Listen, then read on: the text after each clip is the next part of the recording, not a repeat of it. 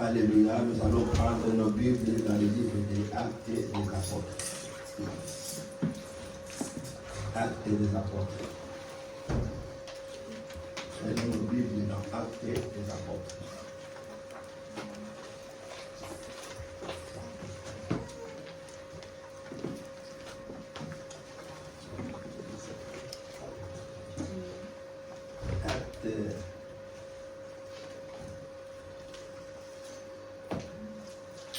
Actes des Apôtres, chapitre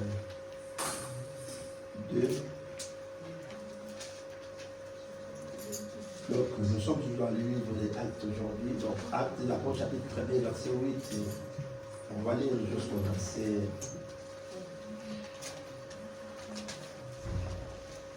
12. Tu peux aller même jusqu'au verset 15. Et nous allons lire Actes des Apôtres aussi.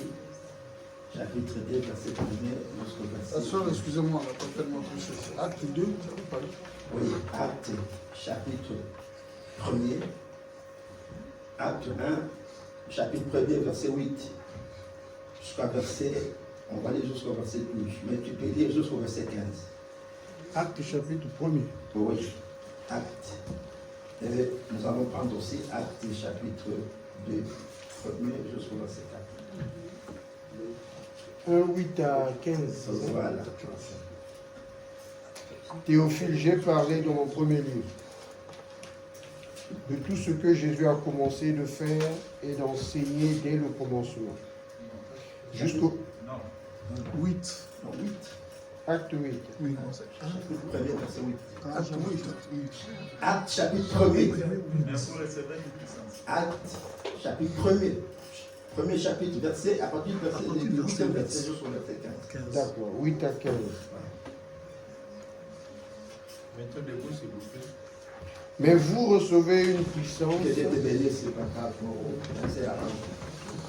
Mais vous recevez une puissance, le Saint-Esprit survenant sur vous, et vous serez mes témoins à Jérusalem, dans toute la Judée, dans la Samarie, et jusqu'aux extrémités de la terre. Après avoir dit cela, il fut élevé pendant qu'ils le regardaient, et une nuée le déroba à leurs yeux. Et comme ils avaient les regards fixés vers le ciel, pendant qu'ils s'en allaient, voici deux hommes vêtus de blanc leur apparurent, et dirent, hommes galiléens, pourquoi vous arrêtez-vous à regarder au ciel ce Jésus qui a été enlevé au ciel du milieu de vous viendra de la même manière que vous l'avez vu allant au ciel. Alors ils retournèrent à Jérusalem de la montagne appelée des Oliviers, qui est près de Jérusalem à la distance d'un chemin de sabbat. Quand ils furent arrivés, ils montèrent dans la chambre haute où ils se tenaient d'ordinaire. C'était Pierre, Jean, Jacques, André, Philippe, Thomas, Barthélemy, Matthieu, Jacques, fils d'Alphée, Simon le Zélote et Jude, fils de Jacques. Tous, d'un commun accord, persévéraient dans la prière, avec les femmes et Marie, mère de Jésus, et avec les frères de Jésus. En ces jours-là, Pierre se leva au milieu des frères, le nombre des personnes réunies étant d'environ 120, et il dit, Amen. Amen. Amen. Que Dieu bénisse notre papa. On peut nous lire aussi Acte chapitre 2, verset. Comme ça, on va faire une fois pour toutes. On nous lit Acte chapitre 2, verset 1 jusqu'au verset 4. Acte 2, jusqu'au premier verset, jusqu'au quatrième. Le jour de la Pentecôte, ils étaient tous ensemble dans le même lieu. Alléluia. Tout à coup, il vint du ciel un bruit comme celui d'un vent impétueux, et il remplit toute la maison où ils étaient assis. Des langues semblables à des langues de feu leur apparurent, séparées les unes des autres, et se posèrent sur chacun d'eux. Et ils furent tous remplis du Saint-Esprit et se mirent à parler en d'autres langues, selon que l'Esprit leur donnait de s'exprimer. Amen. Amen. On va s'asseoir, puis on va acclamer le Seigneur.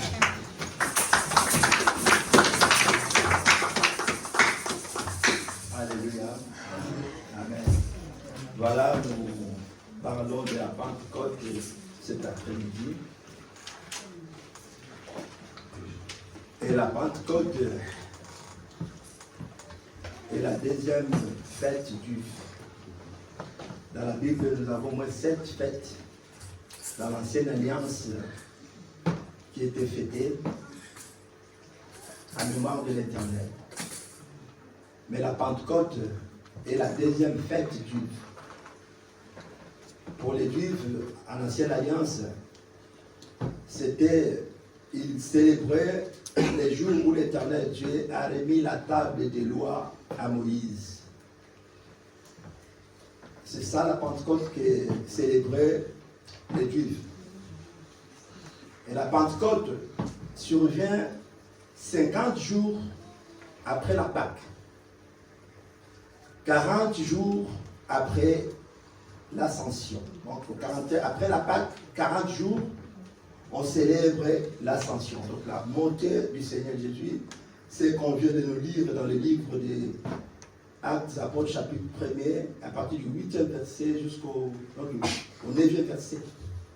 Et là, nous avons vu comment Jésus est monté après l'Ascension. Avant cela, il a donné une promesse. La Pentecôte que nous célébrons, nous, étant enfants de Dieu, dans la nouvelle alliance, comme nous venons de le lire dans le livre des Actes des Apôtres, même livre des Actes, chapitre 1er, si vous continuez la lecture, et Actes, chapitre 1er, au verset, chapitre 2, verset 1er, vous descendez, vous allez voir l'accomplissement de la promesse de l'Éternel Dieu pour son peuple. Bien-aimé, l'Église est née sur la croix. Nous le savons très bien que l'Église est née sur la croix lorsque Jésus-Christ fut crucifié et lorsqu'il a été percé ses côtes, la Bible dit que l'eau et le sang a coulé. C'était la naissance de l'Église sur la croix. L'Église est née dans la souffrance. L'Église est née dans la difficulté. L'Église est née dans la persécution. C'est ça que nous enseigne la Bible. Mais l'Église a commencé maintenant, les jours de la Pentecôte que l'Église a commencé. Après avoir né sur la croix, dans la souffrance, et c'est ce qui a fait même que cette souffrance de l'Église, c'est ça que nous voyons qui continue jusqu'à aujourd'hui. Que l'Église continue à souffrir. Parce que lorsque l'Église a commencé dans Actes chapitre 2, là où nous venons de lire, vous allez vous rendre compte que les apôtres n'ont pas eu la facilité d'annoncer la bonne nouvelle à cause de la persécution. Parce qu'ils étaient persécutés par l'Empire romain qui poursuivait les apôtres. Ils ne pouvaient pas annoncer la bonne nouvelle. Et c'est ça qui a fait que, comme les apôtres fuyaient partout pour se préserver leur vie, et c'est ça qui a fait même que l'évangile puisse se propager. Alléluia. Vous me persécutez parce que j'annonce le nom de l'Éternel. Si j'ai déjà commencé dans cette vie d'Auxerre, et qu'il y a ceux qui ont déjà reçu Jésus, qui ont accepté, c'est-à-dire que j'ai laissé mes disciples, qui croient à ce que j'ai annoncé. Comme il y a la persécution, il faut cibler maintenant celui qui annonce l'évangile, et les apôtres pouvaient fuir. Et comme ils fuyaient partout, c'est pour aller annoncer. Si je puis par exemple vers Joigny, j'arrive à Joigny, pour me cacher, je ne vais pas me taire, je vais commencer à faire quoi? À propager la bonne nouvelle, à enseigner la bonne nouvelle. Et ceux de Joigny aussi, ils vont prendre quelque chose de la part du Seigneur. Et si on me poursuit à Joigny, j'ai même vu pour aller à Sens. Pour aller à Joigny, c'est comme ça qu'est la bonne nouvelle Église. L'œuvre que les apôtres ont fait a été propagée. Alléluia. Amen. Alléluia. Amen. C'est pourquoi l'apôtre Paul a dit que si diable et Satan savaient très bien, que le diable savait qu'en arrêtant et en clouant, tuant Jésus, c'était pour que les enfants de Dieu, l'Église ait la victoire, il ne pouvait pas le faire. Mais comme il était ignorant, que Dieu lui avait aveuglé, il s'est dit que si je combats le Seigneur, c'est-à-dire que c'est la fin de la mission de l'Évangile. Alors qu'il était dans l'ignorance, comme dit la parole, que mon peuple périt par manque de connaissances. Alléluia. Voilà. L'Église va commencer maintenant avec les apôtres, la naissance de l'Église. L'Église a commencé. Mais avant que l'Église commence, il faut que la promesse de l'Éternel, que l'Éternel avait laissée, puisse s'accomplir. Si nous lisons le livre de Jean chapitre 14, au verset 15 à 16, vous allez comprendre la promesse que Dieu a laissée, que le Seigneur a laissée. C'est ce qui est dans ce livre, que nous allons revenir après. Il a dit, je ne vous laisse pas orphelins, je vous enverrai les consolateurs, les Saint-Esprit. Et lorsque Jésus a envoyé, il a accompli sa mission d'envoyer l'Esprit qu'il avait promis à ses apôtres, c'est pour maintenant les permettre d'aller annoncer, aller parler de la part du Seigneur. Alléluia. Amen. Pourquoi la Bible dit, c'est poussé par l'Esprit de Dieu que les hommes ont parlé de la part du Seigneur. Sans l'Esprit du Seigneur, vous ne pouvez pas, les apôtres ne pouvaient pas annoncer la bonne nouvelle. C'est pourquoi nous confessons, nous croyons à un seul Dieu trinitaire. Nous croyons à un seul Dieu trinitaire. Dieu le Père, Dieu le Fils et Dieu le Saint-Esprit. Alléluia. Amen. Un seul Dieu trinitaire. Je sais qu'il y a ceux qui ne croient pas à la Trinité de Dieu, mais nous croyons à la Trinité de Dieu. Amen. Un seul Dieu trinitaire. Il y a même un frère qui a fait débat avec moi un jour. Il me dit, on parlait du baptême. Il me dit, pasteur, mais quand vous faites le baptême, au nom du Père, au nom du Fils, du Saint-Esprit, donc vous êtes perdu. Je dis, c'est toi qui es perdu, parce que tu ne comprends rien. Dis-moi, où est le péché? On dit, oui, Jésus a laissé les apôtres de baptiser au nom de Jésus. Je dis, oui, c'est lui qui a baptisé au nom du Père, du Fils et du Saint-Esprit, et c'est lui qui a baptisé au nom de Jésus, ça revient au même. Alléluia. Amen. Le problème est là où est la différence, c'est quoi? Je te baptise au nom du Père, du Fils, du Saint-Esprit, je te plonge, je te fais sortir une fois. C'est ça, la pratique. Mais ce n'est pas je te baptise au nom du Père, vous. Au nom du Fils, vous. Au nom du Saint-Esprit, vous. Là, c'est autre chose. Alléluia. Amen. Là, c'est autre chose. Donc, au nom du Père, du Fils et du Saint-Esprit, une fois en fait, on sort. C'est la Trinité. Voilà. Et c'est Dieu trinitaire. Bien-aimé, l'Église a commencé le jour de la Pentecôte pour accomplir la promesse que Dieu avait donnée à ses disciples. Dieu avait donné cette espérance pour l'accomplissement de sa parole. Alléluia. Il a accompli la parole. Les disciples ont reçu l'accomplissement de la parole. Et c'était le jour de Pentecôte. La Bible dit, ils étaient tous ensemble. Ils demeuraient dans la prière, femmes comme hommes. Ils demeuraient dans la communion. C'est pourquoi, bien aimés dans le Seigneur, dans cette fête de Pentecôte, chacun de nous doit faire la preuve de la maturité et de la responsabilité. pour comprendre ce que nous avons réussi comme promesse à accomplir. Aujourd'hui, si nous annonçons la bonne nouvelle, c'est à cause de la promesse que Jésus a faite et qui s'est accomplie. Ni t'étais le Saint-Esprit que le Seigneur avait promis, tu ne pouvais pas, ou nous ne pouvons pas annoncer la bonne nouvelle du Seigneur Jésus-Christ. Alléluia. Amen. On ne pouvait pas annoncer la bonne nouvelle. Parce que l'Éternel, ce que Dieu a donné, a tant aimé le monde dans le livre de Jean, chapitre 3, verset 16. Dieu a tant aimé le monde, il a donné son Fils unique, afin que celui qui croit en lui ne périsse point, mais qu'il ait la vie éternelle. Dieu a tant aimé le monde, il a donné deux choses qu'il nous a données. La première chose, il a donné son Fils unique. Et la deuxième chose que Dieu a donné, il a donné son Saint-Esprit. C'est ça les deux choses que Dieu nous a données.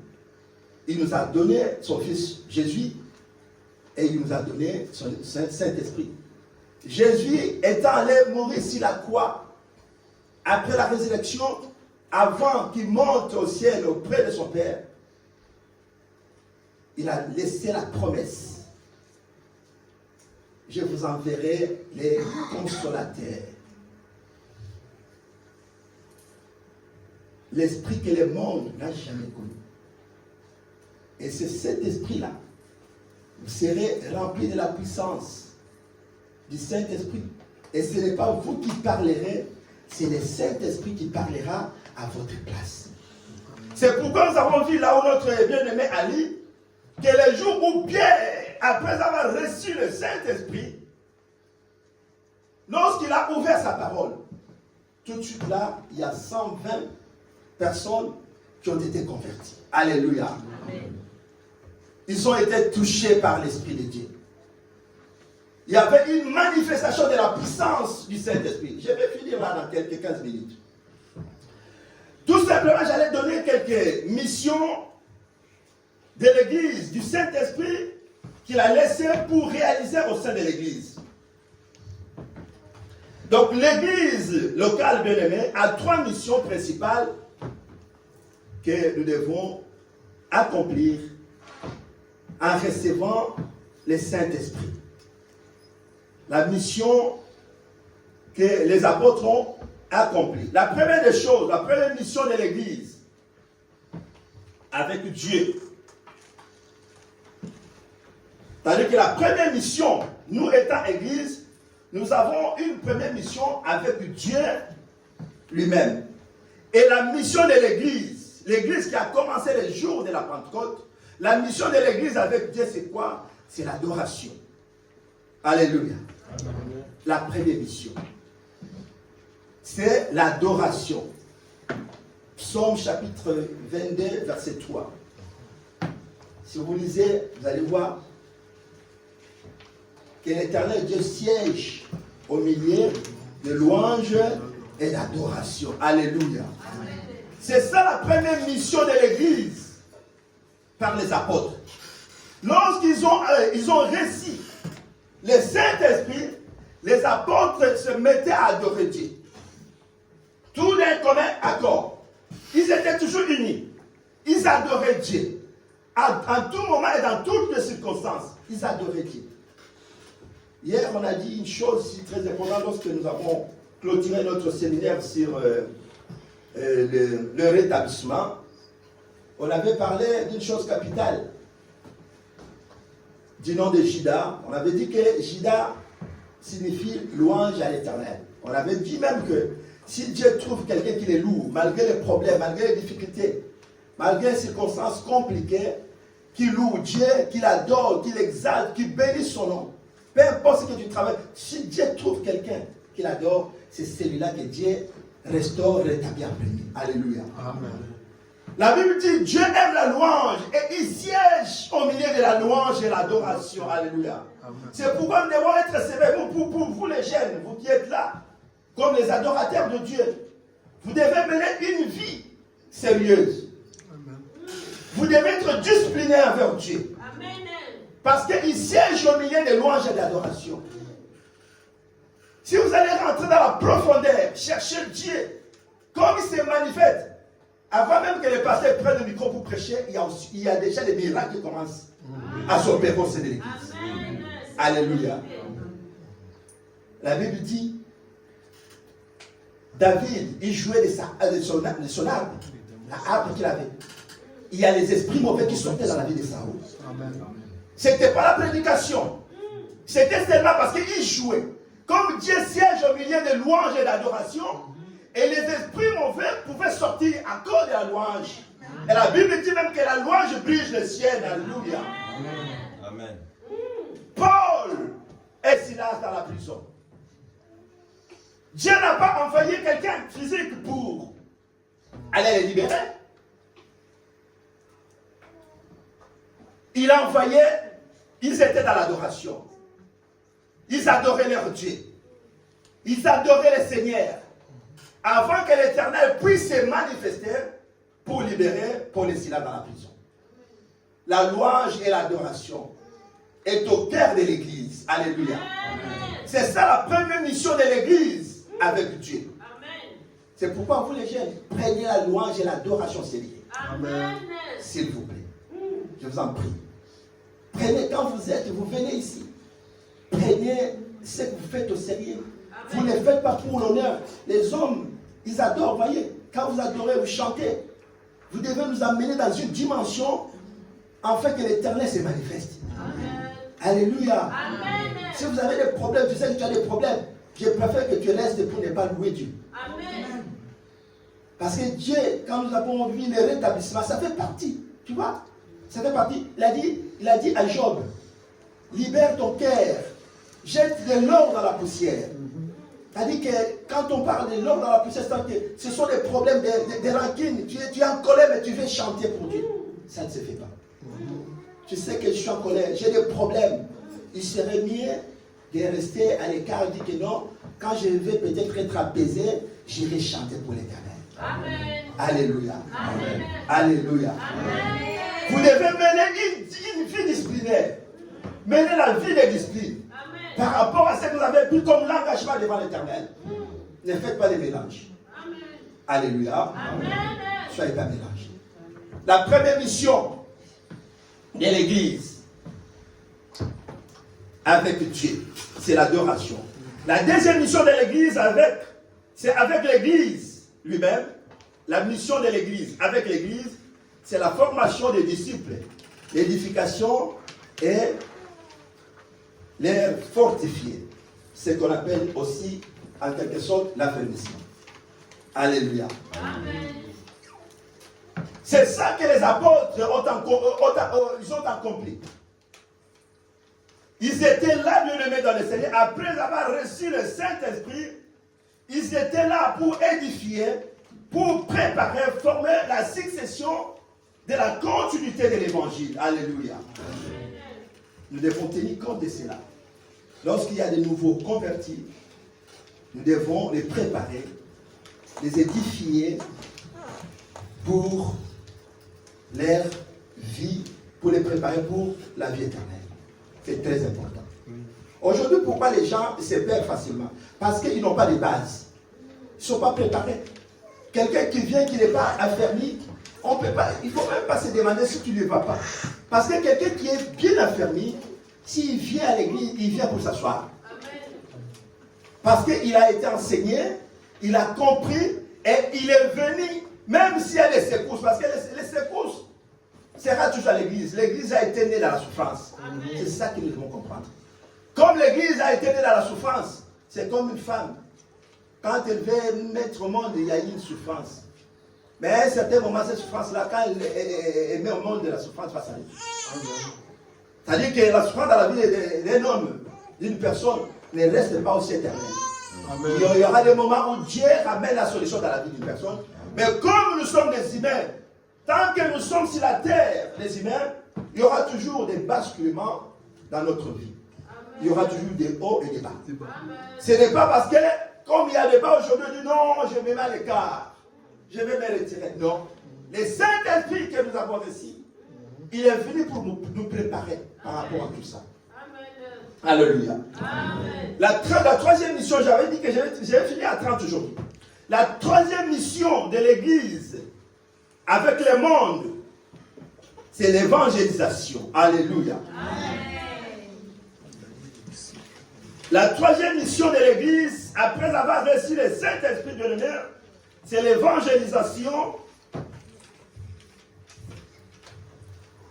Donc, l'amour de l'Église se voit et est remarquable par ces trois missions. L'amour de Dieu ou l'amour de l'Église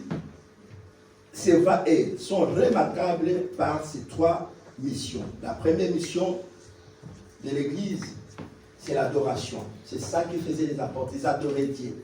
Quand ils sont ensemble, c'est pour adorer, glorifier, ils priaient. Ils étaient tous d'un commun accord. Ils demeuraient, ils persévéraient dans la prière. Ils persévéraient dans la communion. C'est pourquoi la force de l'Église, c'est l'union, la force. Alléluia. Amen. Si nous sommes unis, une Église qui est unie constitue une grande force. Amen. Nous serons faibles dans l'Église s'il y a des distensions, bien-aimés. Il y a des divisions, des querelles parmi nous. C'est ça la faiblesse de l'Église. Et c'est là où les diables profitent pour opérer. Alléluia. Amen. Mais si les diables, avec le Saint-Esprit que nous avons reçu les jours de la Pentecôte, nous sommes unis dans la foi, nous persévérons dans la prière, nous remontons nos faiblesses dans la prière, bien-aimés, l'Église sera plus puissante et plus forte. Que le diable n'aura pas la force et la puissance de renverser. C'est pourquoi, hommes, peuple de Dieu, nous sommes appelés, bien-aimés, à demeurer dans toutes ces choses comme mission que Dieu, parce que nous opérons dans l'Église. Nous marchons, nous sommes unis dans l'Église. C'est important de comprendre, de connaître toutes ces choses. Que nous avons une mission. Nous qui avons reçu le Saint-Esprit. La Bible dit dans le livre de Jean, chapitre 15, verset 5. Le Seigneur lui-même dit, sans moi, vous ne pouvez rien faire. Est-ce que vous comprenez sa parole? Il dit, sans moi, vous ne pouvez rien faire. C'est-à-dire que tout ce que nous faisons ici, pour que cela marche bien, il faut que le Saint-Esprit soit à l'auteur. Il faut que le Saint-Esprit soit parmi nous. Mais s'il n'y a pas de Saint-Esprit, Dieu le met. Nous serons comme l'épave de l'Église. Une Église sans vie. Vous pouvez prier pour les malades, il n'y aura pas la guérison. On peut faire par la force, il n'y a rien qui va marcher. Mais si le Saint-Esprit est au milieu de nous, bien-aimés, il y aura une manifestation, vous verrez les changements. Comme dit sa parole. Là où il y a le réveil, il y a un changement. Et moi, je sais qu'il y a un réveil dans cette assemblée. Il y a le réveil dans cette église. Amen. Alléluia. Amen. Alléluia. Amen. Les vies des gens sont en train de changer dans cette église. Et je sais que c'est comme ça que Dieu va nous amener. Bien-aimés dans le Seigneur, le Saint-Esprit est venu nous capaciter à demeurer dans la foi. C'est au travers du Saint-Esprit que tu peux demeurer dans la foi, tu peux garder la foi. Il y a toujours une voix qui va te parler. Il est comme un GPS, en quelque sorte. Comme notre guide. Il te guide. Quand tu vas être perdu, il te dit non, retourne sur la bonne voie. Tu vois le GPS. À des fois, il peut te donner une mauvaise direction. C'est comme la pensée humaine. Mais quelqu'un qui a le Saint-Esprit, bien aimé, même s'il est sorti sur la bonne voie, à un certain moment, le Saint-Esprit va lui interpeller. Il dit non, ça va trop mal, tu vas trop mal, retourne. Il te ramène pour un enfant de Dieu qui a reçu le Saint-Esprit. Il te dit retourne. Alléluia. Le Saint-Esprit, bien aimé, il nous enseigne, il y a beaucoup des œuvres encore. Parce qu'aujourd'hui, on ne parle pas des œuvres du Saint-Esprit. Il y a beaucoup des œuvres du Saint-Esprit. Si nous demeurons dans la vérité, nous confessons la vérité du Seigneur, c'est poussé par l'Esprit de Dieu que tu peux confesser, que tu peux dire la vérité. Quelqu'un qui dit des mensonges, il n'est pas poussé par l'Esprit de Dieu. Et même quand tu dis des mensonges, le Saint-Esprit te voit. Aujourd'hui, il y a des gens qui n'ont pas peur de dire des mensonges, de tromper même les pasteurs qui prient. Moi, si tu me dis des mensonges, j'ai toujours révélé des choses, moi. À des fois, par respect, pour ne pas choquer certaines personnes, mais si il arrive, je l'ai toujours, il fait à plusieurs personnes. Je ne connais pas, mais le Saint-Esprit me dit, voilà, je lui dis, écoute. Et puis, tu insistes, après, voilà. Il y a une vérité derrière les mensonges. Alléluia. Amen. Ananias et Saphira sont allés vendre leur portion du champ. L'homme de Dieu n'était pas là quand ils ont vendu ça. Et lorsqu'ils sont venus, ils se sont dit que non, nous sommes plus malins. Alors qu'il y a les malins des malins, c'est l'Éternel lui-même, il est le plus malin des malins de ce monde. Il a l'intelligence que personne ne peut atteindre.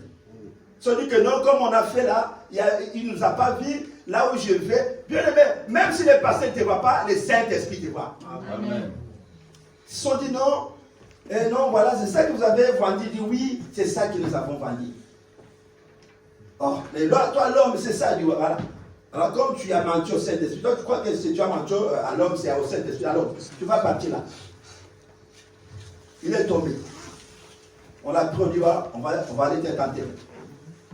Et la femme qui était venue, qui est restée derrière, on lui a dit que non, je vais quand même dire la vérité. Elle vient aussi dans la complicité du mensonge de son mari. Vous allez mourir là-dedans. Hein? Si tu t'impliques dans les choses de ton mari ou ta femme, un jour tu mourras. Selon la parole de Dieu. Si ta femme te dit des mensonges, dis non, moi je ne vais pas. Nous devons nous redresser parfois. Il ne faut pas être complice de ceux qui n'honorent pas Dieu. Parce qu'on a dit que cette fête de Pentecôte que nous célébrons aujourd'hui, c'est une prise de conscience. Chacun de nous doit prendre la conscience de nos responsabilités, de nos actes. Parce que tu as reçu le Saint-Esprit. Tu ne peux pas être conduit par dire que non, si j'étais, il ne faut pas être comme Adam et Ève, ce n'est pas moi, Seigneur, c'est la femme qui m'a. Si la femme t'a dit ça, est-ce que tu es obligé d'accepter? C'est-à-dire que non, moi je voulais changer, je voulais dire autre chose, mais c'est elle qui a été la cause. Mais ils ont eu le même sort. Toi, tu vas dire, si c'est Dieu, tu vas dire que non, c'est Papa Ndongo qui va conduire les rêves. Donc voilà, si Papa Ndongo, tu n'es pas coupable. Papa Ndongo, tu seras puni, pasteur Félicien. Comme toi, tu as suivi, je te laisse parce que non. Et le pasteur Félicien, et Papa Ndongo dans l'enfer, wow. Parce que tu as suivi, pourquoi tu l'as suivi? Alléluia. C'est pourquoi nous devons nous préserver, bien aimé, avant d'agir. Il faut agir avec âme et conscience. Amen. Dire que non, ce que je fais, je le fais avec âme et conscience. L'Esprit de Dieu me pousse à le faire. Amen. Mais si tu n'es pas poussé par l'Esprit, la Bible dit même que ce qui n'est pas fait de conviction est péché. Tu n'es pas si parce que tu le fais, parce qu'on te pousse, quelqu'un te pousse à le faire, tu iras en enfer. Amen. Alléluia. Amen. Alléluia. Amen. Le Saint-Esprit nous enseigne la vérité. Amen. L'Église, nous devons marcher dans la vérité. Amen. Tu dois confesser la vérité. Amen. Dis la vérité à ton frère. Amen. C'est pour cela que Jésus nous a envoyés. C'est Saint et son Esprit Saint. Dis que non. Vous croyez qu'on ne vous voit pas, mais moi dans le ciel je vous vois. Même les anges que j'ai mis au milieu de vous, je les révèle ce qui est caché. Et on dit que non, il ne nous voit pas, c'est bien. Vous croyez qu'on est des aveugles, c'est bien. Moi je ne suis pas aveugle, c'est toi qui es aveugle. Si toi tu ne vois pas, moi je vois. Mais sauf que Dieu veut que tu puisses te convertir. Alléluia. Amen. Ils étaient unis dans la prière. Ils adoraient et Dieu a soufflé sur eux l'Esprit, le Saint-Esprit. Il a soufflé une puissance. Le Saint-Esprit, c'est une puissance pour vaincre les démons de l'humain. Il faut que le Saint-Esprit soit en action. Si nous vaincrons Satan, c'est à cause de l'Esprit du Seigneur. Pourquoi? C'est important que l'homme soit rempli du Saint-Esprit. Que tu sois guidé du Saint-Esprit. Que tu sois baptisé du Saint-Esprit, le feu du Saint-Esprit. Je ne sais même pas s'il y a ceux qui sont baptisés du feu du Saint-Esprit. Peut-être on va me parler on en parlera un jour. Si tu as été déjà, tu as reçu le baptême le baptême du Saint-Esprit. On en parlera. Comment on peut recevoir le baptême du Saint-Esprit. Alléluia. Laisse que l'Éternel vous bénisse.